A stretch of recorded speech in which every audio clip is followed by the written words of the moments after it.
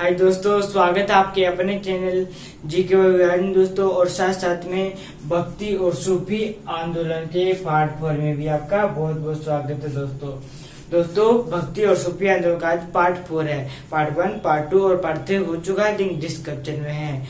और आज दोस्तों भक्ति और सूफी आंदोलन का पार्ट 4 है। और पार्ट 3 में हम दोस्तों नैना संतों के बारे में पढ़ रहे थे, परंतु वो कंप्लीट नहीं हो पाए थे। और आज आगे जो नैना संत है उनके बारे में देखेंगे।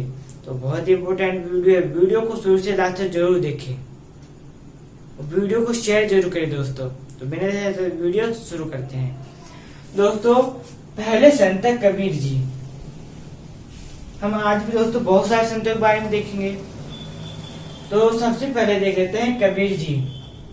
तो दोस्तों कबीर जी का जन्म काशी में हुआ था। कहाँ हुआ था कबीर जी का जन्म दोस्तों?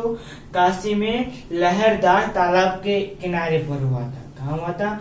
लहरदार तालाब के किनारे पर दोस्तों कबीर जी का जन्म हुआ था, काशी में दोस्तों, लहरदार तालाब के किनारे पर।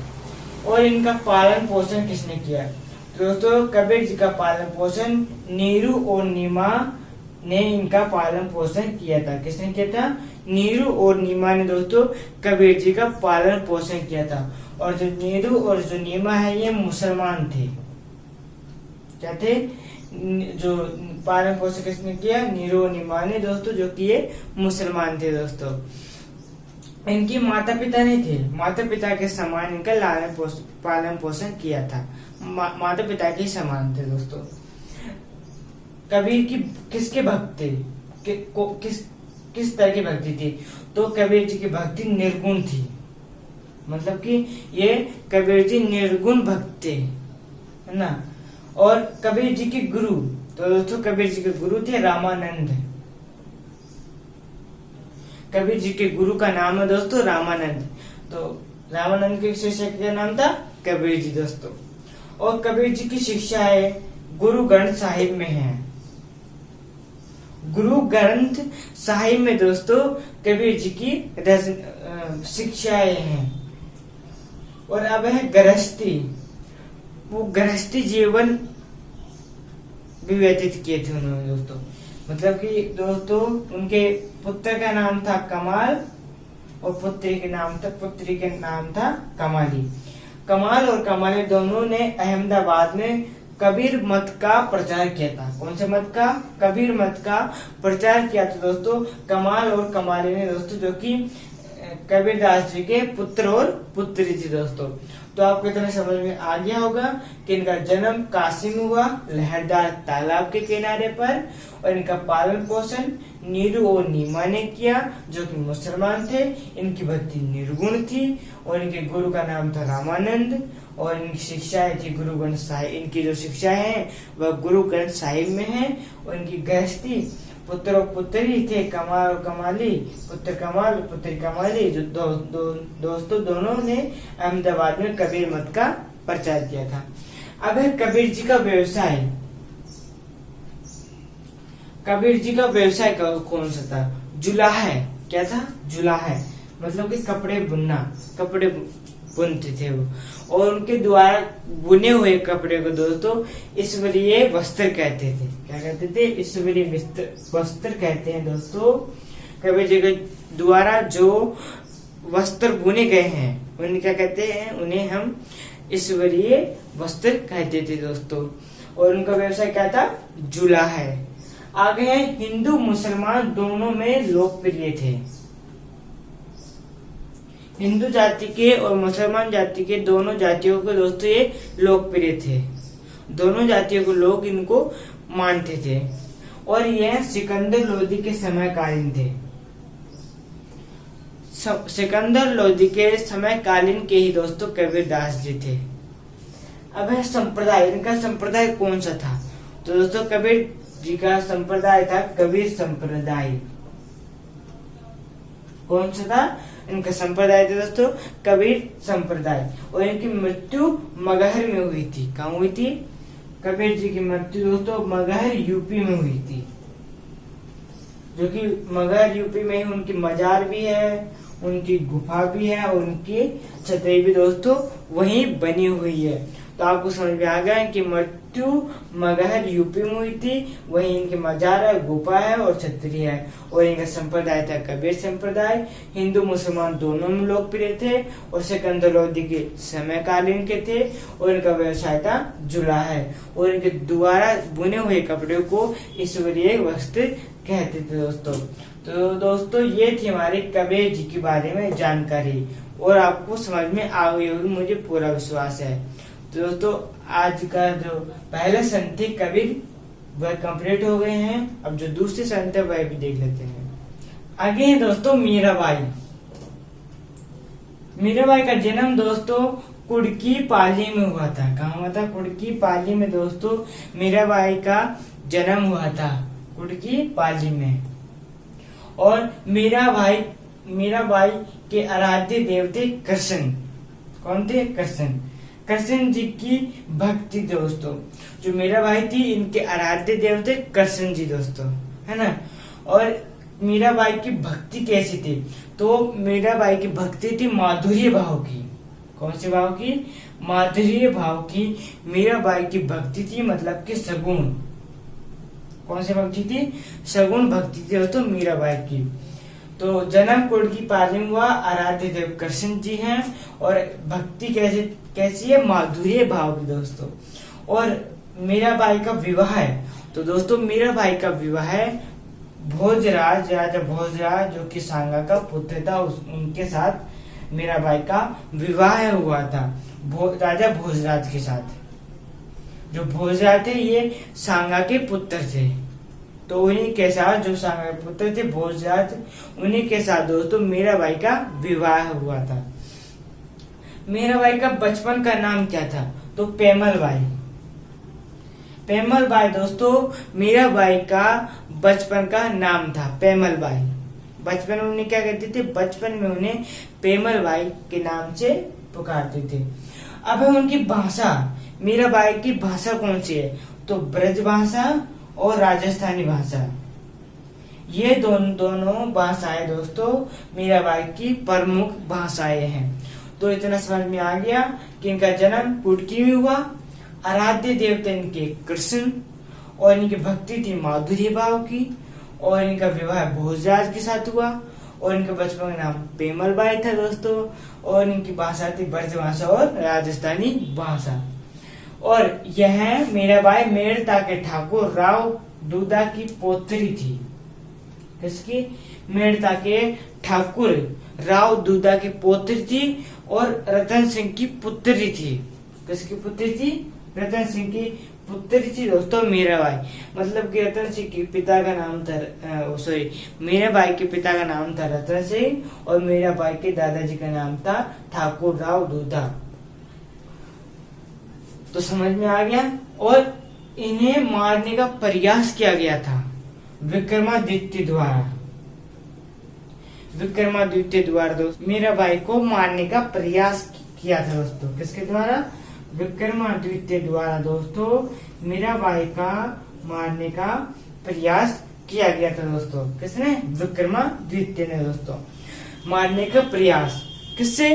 कभी जहर का प्याला देकर, कभी टोकरी में सांप रखकर दोस्तों उन्हें मारने का प्रयास किया था दोस्तों। और इनसे फिर दोस्तों वह वृंदावन चली गई। कहाँ चली गई? जब विक्रमादित्य ने मारने का प्रयास किया, कभी उन्हें जहर का प्याला दिया और कभी उन्हें टोकरी में सांप रखकर भेजा गया। तो उसी से दोस्तों वह वृंदावन चली गई और वहां उन्होंने रैदास को गुरु बना लिया। किसको? रैदास को दोस्तों मीराबाई ने वृंदावन चली गई और फिर वहां दोस्तों रैदास को उन्होंने अपना गुरु बना लिया।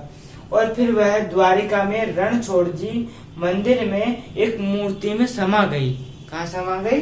रणछोड़ जी मंदिर, रणछोड़ मंदिर दोस्तों द्वारिका में चली गई और वहां एक मूर्ति में समा गई। तो समझ में आ गया यहाँ तक। और इनकी रचनाएं कौन कौन सी है? तो इनकी रचनाएं हैं मीराबाई पदावली, गीत गोविंद टीका, राग गोविंद। ये सभी दोस्तों इनकी मीराबाई की प्रमुख रचनाएं हैं। इन्हें बहुत सारी रचनाओं की रचनाएं की थी, परंतु जो प्रमुख है वही हमारे पेपर में पूछ जाती है, इसलिए हमें वही पता रहनी चाहिए। तो मीराबाई पदावली, गीत गोविंद टीका और राग गोविंद ये सभी मीराबाई की प्रमुख रचनाएं हैं और इनको मारने का प्रयास विक्रमादित्य द्वारा किया गया था। कभी जाकर प्याला देखा, टोकरी में सांप रखकर और वह वृंदावन चले गए और वहां एक गुरु रैदास बना लिया और द्वारिका में रणछोड़ मंदिर में समा गए दोस्तों। तो दोस्तों ये थी हमारी मीराबाई के जानकारी, मीराबाई के बारे में जानकारी, तो आपको समझ में आ गई होगी दोस्तों। तो दोस्तों अब आगे देख लेते हैं। आगे दोस्तों तुलसीदास जी। तुलसीदास जी का जन्म दोस्तों राजापुर बांदा यूपी में हुआ था। कहाँ हुआ था? तुलसीदास जी का जन्म दोस्तों राजापुर बांदा यूपी में इनका जन्म हुआ था और तुलसीदास जी का पालन पोषण दोस्तों चुनिया ने किया था, जो कि एक महिला थी। कौन थी? यह एक महिला थी। इन्हीं के द्वारा दोस्तों तुलसीदास जी का पालन पोषण किया गया था। और तुलसीदास जी का बचपन का नाम था राम भोला। क्या था? तुलसीदास जी के बचपन का नाम था दोस्तों राम भोला। राम भोला क्यों था? क्योंकि जब तुलसीदास जी का जन्म हुआ था तो तुलसीदास ने सबसे पहले राम शब्द बोला था। कौन सा शब्द बोला था? राम शब्द बोला था, इसलिए तुलसीदास जी का नाम दोस्तों राम भोला रख दिया। जो छोटे थे तो उनको राम भोला कहते थे। अब तुलसीदास जी की भक्ति कैसी थी? तो दोस्तों तुलसीदास जी की भक्ति सगुण थी। कौन सी थी? सगुण। और तुलसीदास जी के आराध्य देव कौन थे? तो दोस्तों तुलसीदास जी के आराध्य देव थे राम जी। कौन थे? राम जी दोस्तों तुलसीदास जी के आराध्य देव थे, राम जी ने। अब है तुलसीदास जी के गुरु। तुलसीदास जी के कौन से गुरु हैं? तो तुलसीदास जी के गुरु थे नरहरिदास। क्या नाम था? तुलसीदास जी के गुरु का नाम था नरहरिदास। और जो नरहरिदास थे तुलसीदास जी के गुरु, वह तुलसीदास जी को अयोध्या ले गए। कहाँ गए? अयोध्या ले गए और वहां लेके जाकर तुलसीदास जी का उपनयन संस्कार किया गया। उपनयन संस्कार किया गया दोस्तों तुलसीदास जी का, और शिक्षा उनकी शुरू की गई। तुलसीदास जी की शिक्षा शुरू की गई दोस्तों। अब तुलसीदास जी की रचनाएं। तुलसीदास जी की रचनाएं 3 प्रकार की है। एक प्रबंध, दूसरी गीति काव्य और तीसरी मुक्त। और प्रबंध में वैराग्य संदीपनी, समाज्ञा प्रसन्न, बर्वे रामायण, कवितावली, रामचरितमानस, जानकी मंगल और पार्वती मंगल, ये सभी रचनाएं दोस्तों प्रबंध में आती है। और गीति काव्य में गीतावली और कृष्ण गीतावली, ये दोनों रचनाएं दोस्तों गीति काव्य में आती है। और मुक्त में विनय पत्रिका आती है। क्या आती है? विनय पत्रिका दोस्तों मुक्त में आती है। तो दोस्तों ये थी हमारी तुलसीदास जी की रचनाएं, जिनको 3 भागों में बांटा गया था, प्रबंध, गीति काव्य और मुक्त। प्रबंध में वैराग्य संदीपनी, रामाज्ञा प्रसन्न, बर्वे रामायण, कवितावली, रामचरितमानस और जानकी मंगल और पार्वती मंगल सभी रचनाएं प्रबंध में आती है। गीतावली, कृष्ण गीतावली गीति काव्य में आती है और विनय पत्रिका मुक्त में आती है। और तुलसीदास जी के गुरु थे नरहरिदास, जो कि तुलसीदास जी को अयोध्या ले गए और वहां उपनयन संस्कार किया गया। और तुलसीदास जी के आराध्य देव थे राम जी और उनकी भक्ति थी एकदम सगुण। और तुलसीदास जी के बचपन का नाम था राम भोला। और तुलसीदास जी का पालन पोषण चुनिया ने किया। और तुलसीदास जी का जन्म राजापुर बांदा यूपी में हुआ था दोस्तों। तो दोस्तों ये थी हमारे तुलसीदास के बारे में जानकारी, जो कि अब कंप्लीट हो गई है। तो दोस्तों आपको समझ आ गई होगी, रिवाइज भी कर ली है हमने। दोस्तों अब आगे देख लेते हैं। आगे हैं दोस्तों रविदास। इन्हें हम रैदास जी भी कहते हैं। रविदास जी भी कहते हैं और इन्हें हम रैदास जी भी कहते हैं। रैदास जी का जन्म काशी वाराणसी में हुआ था। काशी वाराणसी में दोस्तों रैदास जी का जन्म हुआ था। और रैदास जी का व्यवसाय था चरम कार्य। क्या व्यवसाय था? चरम कार्य इनका रैदास जी का व्यवसाय था। और रैदास जी के गुरु थे रामानंद। क्या थे? रैदास जी के गुरु का नाम था रामानंद जी दोस्तों। क्लियर? अब है रैदास जी की शिक्षा गुरु ग्रंथ साहिब में मिलती है। कहाँ मिलती है? रैदास की शिक्षा दोस्तों गुरु ग्रंथ साहिब में इनकी शिक्षाएं मिलती है। और इनके गुरु का नाम था रामानंद। इनका व्यवसाय था चरमकारी और इनका जन्म काशी वाराणसी में हुआ था। और कबीर ने कहा है कि संतों में संत है रविदास, जिन्हें हम रैदास भी कहते हैं। कबीर ने क्या कहा है कि संतों में संत है रैदास, मतलब कि रविदास दोस्तों, है ना। तो दोस्तों आपको समझ में आ गया होगा रैदास, तो समझ में आ गया रैदास संत, जो कि पूरा कंप्लीट हो गया है रैदास। तो दोस्तों अब जो बाकी के संत है दोस्तों वह भी देख लेते हैं। आगे दोस्तों महाराष्ट्र में भक्ति आंदोलन। क्या? महाराष्ट्र में भक्ति आंदोलन दोस्तों हम भक्ति के बारे में पढ़ रहे थे, भक्ति आंदोलन के बारे में पढ़ रहे हैं, और भक्ति आंदोलन में हम संतों के बारे में पढ़ रहे हैं। तो दोस्तों आप देख लेते हैं महाराष्ट्र में कौन कौन से संत थे। तो दोस्तों महाराष्ट्र में 5 प्रमुख संत थे, ज्ञानदेव, नामदेव, तुकाराम, एकनाथ और रामदास। ये सभी महाराष्ट्र के संत थे और ये महाराष्ट्र के प्रमुख संत थे दोस्तों। और इन 5 संतों को याद करने की ट्रिक है दोस्तों ज्ञान, नाम, एक, तुकाराम। ये क्या है? ये इन सभी को याद करने की ट्रिक है दोस्तों। क्या? ज्ञान, नाम, एक, तुकाराम। तो ज्ञान से क्या बनेगा? ज्ञान से होगा ज्ञानदेव, ज्ञान से ज्ञानदेव, नाम से नामदेव, है ना दोस्तों, नाम से नामदेव, और एक से एकनाथ,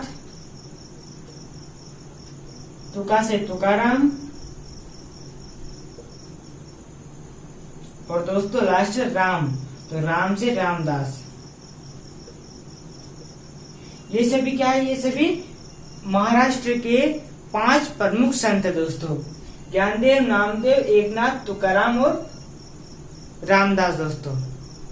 और इनकी याद करने की ट्रिक भी मैंने बता दी हूँ, आप इस ट्रिक का उपयोग करके याद कर सकते हैं दोस्तों ने। अब है महाराष्ट्र में दोस्तों दो संप्रदाय थे, एक वारकरी संप्रदाय और दूसरा धरकरी संप्रदाय। 2 संप्रदाय थे, एक वारकरी संप्रदाय और एक धरकरी संप्रदाय दोस्तों। वारकरी संप्रदाय में ज्ञानदेव, नामदेव और तुकाराम, ये तीनों संत हैं। ज्ञानदेव, नामदेव और तुकाराम, ये तीनों संत दोस्तों वारकरी संप्रदाय में आते थे, है ना। और वारकरी संप्रदाय के जो संत थे उनका केंद्र था पंढरपुर। क्या? कहाँ था? इनका वारकरी संप्रदाय के लोगों का जो केंद्र था वह था पंढरपुर। और वारकरी संप्रदाय के जो लोग थे, मतलब जो संत थे दोस्तों, वह कृष्ण जी के भक्त थे। किसके भक्त थे? कृष्ण भगवान के भक्त थे दोस्तों वारकरी संप्रदाय के लोग। और वारकरी संप्रदाय जो संत थे यह राजकीय संरक्षण स्वीकार नहीं करते थे, राजकीय संरक्षण स्वीकार नहीं करते थे। क्या नहीं करते थे? राजकीय संरक्षण स्वीकार नहीं करते थे दोस्तों वारकरी संप्रदाय के लोग। और केंद्र इनका पंढरपुर था। भक्त किसके थे? कृष्ण जी के भक्त थे और राजकीय संरक्षण स्वीकार नहीं करते थे। अब धरकरी संप्रदाय दोस्तों, धरकरी संप्रदाय में आते थे एकनाथ, रामदास, ये दोनों संत धरकरी संप्रदाय में आते थे, है ना। और धरकरी संप्रदाय के लोग राम जी के भक्त थे। किसके भक्त थे? राम भगवान, मतलब कि राम जी के भक्त थे दोस्तों धरकरी संप्रदाय के लोग, राम जी की पूजा करते थे, है ना। और धरकरी संप्रदाय के लोग राजकीय संरक्षण स्वीकार करते थे। क्या करते थे? राजकीय संरक्षण स्वीकार करते थे। जबकि वारकरी संप्रदाय के लोग राजकीय संरक्षण स्वीकार नहीं करते थे। धरकरी संप्रदाय किसके भक्त थे? राम जी के भक्त थे। एकनाथ और रामदास, ये दोनों संत धरकरी संप्रदाय में आते हैं। तो दोस्तों आपको समझ में आ गया होगा कि महाराष्ट्र के 5 संत है और उनकी ट्रिक भी आपको समझ में आ गई होगी। और महाराष्ट्र में जो 2 संप्रदाय थे, वारकरी संप्रदाय और धरकरी संप्रदाय, वो दोनों संप्रदाय भी आपको समझ में आ गए होंगे दोस्तों। तो अब क्या करेंगे दोस्तों, हम इन सभी जो 5 प्रमुख संत महाराष्ट्र के उनके बारे में डिटेल से देख लेते हैं। दोस्तों पहले संत है ज्ञानदेव जी। कौन? ज्ञानदेव जी। ये महाराष्ट्र में भक्ति आंदोलन के प्रवर्तक थे। आपसे क्वेश्चन पूछा जाएगा कि महाराष्ट्र में भक्ति आंदोलन के प्रवर्तक कौन थे, तो वह थे ज्ञानदेव जी। ज्ञानदेव जी कौन से संप्रदाय के थे? वारकरी संप्रदाय के थे। ज्ञानदेव जी वारकरी संप्रदाय के थे दोस्तों ना। और ज्ञानदेव जी ने मराठी भाषा में भावार्थ दीपिका एक पुस्तिका लिखी थी, पुस्तक लिखी थी दोस्तों। भावार्थ दीपिका नामक की एक मराठी भाषा में दोस्तों ज्ञानदेव जी ने पुस्तक लिखी थी। दोस्तों ये थी हमारी जानकारी ज्ञानदेव जी के बारे में कि महाराष्ट्र में भक्ति आंदोलन के प्रवर्तक थे, संप्रदाय था वारकरी, पुस्तक का नाम था भावार्थ दीपिका, मराठी भाषा में, है ना दोस्तों। दूसरे संत है नामदेव जी। नामदेव जी का जन्म इनका नामदेव जी का जो संप्रदाय था वह था वारकरी, और ज्ञानदेव जी का भी वही था, और नामदेव जी का भी संप्रदाय वारकरी ही था दोस्तों, है ना। और नामदेव जी के गुरु थे ज्ञानेश्वर। कौन थे? ज्ञानेश्वर नामदेव जी के गुरु का नाम था। और नामदेव जी के गीतों का संकलन गुरु ग्रंथ साहिब में है। किसमें है? नामदेव जी के जो गीत है उनका जो संकलन है दोस्तों वह गुरु ग्रंथ साहिबा में है। अब है नामदेव जी के भक्ति गीत उभंग के रूप में प्रचलित है। अभंग दोस्तों जो नामदेव जी है उनके जो भक्ति गीत है वह अभंग के रूप में प्रचलित है। समझ में आ गया? तो दोस्तों ये थी हमारे नामदेव जी के बारे में जानकारी कि इनका संप्रदाय था वारकरी, गुरु थे ज्ञानेश्वर, गीतों का संकलन गुरु ग्रंथ साहिब में है, और भक्ति गीत उभंग के रूप में प्रचलित है, अभंग के रूप में। तीसरे संत है एकनाथ। एकनाथ जी का संप्रदाय धरकरी था। कौन से संप्रदाय के थे? एकनाथ जी दोस्तों धरकरी संप्रदाय के थे, है ना। और भगवान राम एकनाथ जी ने भगवान राम की कहानी को कीर्तन पद्धति के माध्यम से लोकप्रिय बनाया। क्या बनाया? एकनाथ जी ने दोस्तों भगवान राम की जो कहानी है उसको कीर्तन पद्धति के माध्यम से लोकप्रिय बनाया दोस्तों ये थी हमारी एकनाथ के बारे में जानकारी कि उनका एक संप्रदाय था धरकरी, और भगवान राम की कहानी को उन्होंने कीर्तन पद्धति के माध्यम से लोकप्रिय बनाया। तो दोस्तों महाराष्ट्र के 5 संत में से पहले संत ज्ञानदेव, दूसरे संत नामदेव और तीसरे संत एकनाथ हो गए हैं। अब जो चौथे और 5वें संत बचे हैं वह भी देख लेते हैं। 4 नंबर के संत है दोस्तों तुकाराम। कौन? तुकाराम। यह शिवाजी के समय कालीन के थे। कहाँ के थे? तो तुकाराम जी थे, यह शिवाजी के समय कालीन के थे। जो शिवाजी महाराज थे उनके समय कालीन के थे दोस्तों तुकाराम जी। और शिवाजी ने इन्हें कुछ उपहार दिए परंतु इन्हें लेने से मना कर दिया। एक बार की बात है दोस्तों कि जो शिवाजी थे शिवाजी ने तुकाराम को उपहार दिए पर तुकाराम ने लेने से मना कर दिया। और तुकाराम जी के उपदेश दोस्तों अभंग में मिलते हैं। कहाँ मिलते हैं? तुकाराम जी के जो उपदेश हैं वह अभंग में मिलते हैं। तो दोस्तों ये थी हमारे तुकाराम जी के बारे में जानकारी कि शिवाजी के समय कालीन के थे, शिवाजी ने उपहार दिए पर लेने से मना कर दिया और उपदेश अभंग में मिलते हैं। अब है रामदास। रामदास जी शिवाजी के गुरु थे। कौन थे? शिवाजी के गुरु थे दोस्तों रामदास जी, और इनका संप्रदाय था धरकरी। कौन सा संप्रदाय के थे? धरकरी संप्रदाय के थे। और रामदास जी की पुस्तक का नाम था 10 बोध। क्या था? 10 बोध इनकी पुस्तक का नाम था। शिवाजी के गुरु थे, इनका संप्रदाय था धरकरी दोस्तों। और रामदास तुकाराम जी का संप्रदाय कौन सा था? वारकरी। हाँ दोस्तों, तो ये थी हमारे तुकाराम और रामदास जी के बारे में जानकारी। तो आपको समझ में आ गई होगी दोस्तों।